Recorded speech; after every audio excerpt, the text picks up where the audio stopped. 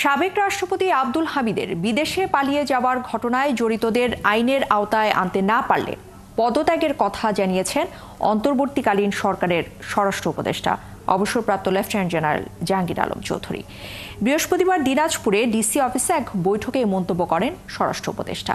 এর আগে দুপুরে দিনাজপুরের বিরল উপজেলার মোখলেসপুর ইউনিয়নের ঢেলপির ব্লকে বোরো ধান কাটা কার্যক্রম উদ্বোধন করেন তিনি।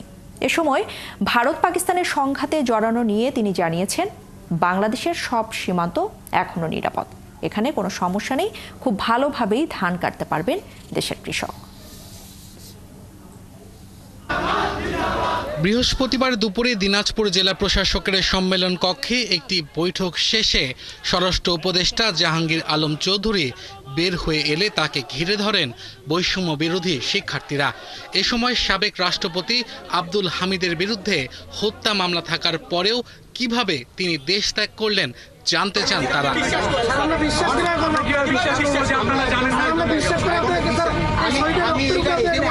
এ সময় স্বরাষ্ট্র উপদেষ্টা আশ্বস্ত করেন, আব্দুল হামিদের দেশত্যাগের ঘটনায় জড়িত ও সহকারীদের শাস্তির আওতা আনা হবে, না হলে তিনিই পদত্যাগ করবেন।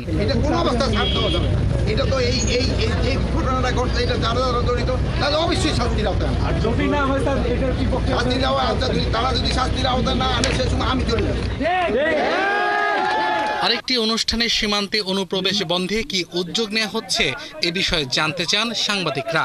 এ সময় তিনি দাবি করেন, বাংলাদেশের সীমান্ত পুরোপুরি নিরাপদ, এসব এলাকায় ভয়ের কোনো কারণ নেই। আমাদের এই বর্ডার সম্পূর্ণ সিকিউর, এখানে কোনো ধরনের কোনো সমস্যা নেই। এছাড়া পঞ্চগড়ে একটি অনুষ্ঠানে ভারত পাকিস্তান সংঘাত পরিস্থিতিতে তৃতীয় দেশ হিসেবে সবচেয়ে বেশি ভুক্তভোগী হবে বাংলাদেশ, এমন মন্তব্য করেছেন জাতীয় নাগরিক পার্টির উত্তরাঞ্চলের মুখ্য সংগঠক সার্জিস আলম। যদি এরকম কোনো কিছু চিন্তা করা হয়, অস্থিতিশীল পরিবেশের চিন্তা করা হয়, এটা আমরা কোনোদিন আমাদের জায়গা থেকে সমর্থন করব না। এবং এই ক্ষেত্রে বড় আমরা আমাদের জায়গা থেকে বাংলাদেশের যারা বর্তমানে রাজনৈতিক দলগুলো রয়েছে, বাংলাদেশে ফ্যাসিস্ট বিরোধী যে দলগুলো, আমরা যারা একসাথে অভ্যুত্থানে লড়াই করেছি, তারা যেন এই বিষয়ে জাতীয় ঐক্যটি সবসময় ধরে রাখে। এদিকে ভারত পাকিস্তান উত্তেজনার মধ্যে মৌলভীবাজারের কোমলগঞ্জ সীমান্তে অনুপ্রবেশের দায়ে 12 জন ভারতীয়কে আটক করেছে বিজিবি।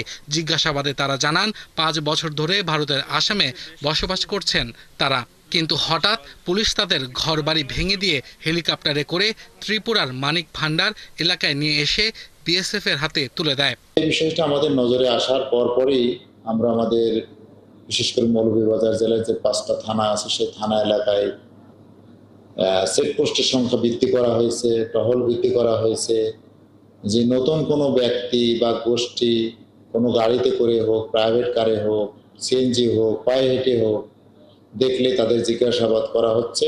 এর আগে বুধবার খাগড়াছড়িতে 3টি সীমান্ত দিয়ে 81 জন এবং কুড়িগ্রামের রোমারি সীমান্ত দিয়ে 30 জনকে পুশিং করা হয়।